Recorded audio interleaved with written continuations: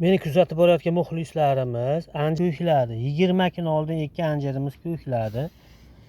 Oldingi videolarimda ko'rsalaring, mana shu yerdan bag'i meva chiqib, mana yerdan bag'i ko'klagan edi, bag'i hali kurta chiqarmagan.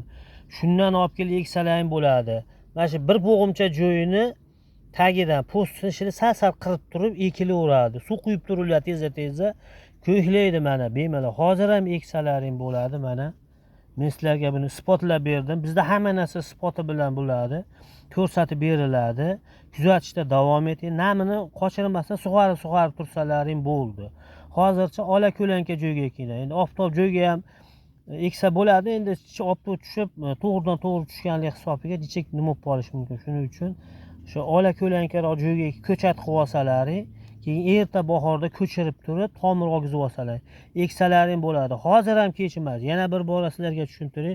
Kurtak chiqarmagan. Mana shunaqangi ko'kdan olib turib, mana jichcha shu bir 5 santimetrcha joyda ko'kidan kesib tashlab turib ekilsa, ko'klaveradi.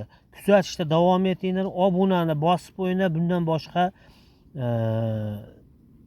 kerakli narsalar sizlarga ko'rsatib boraman. Salomat bo'linglar.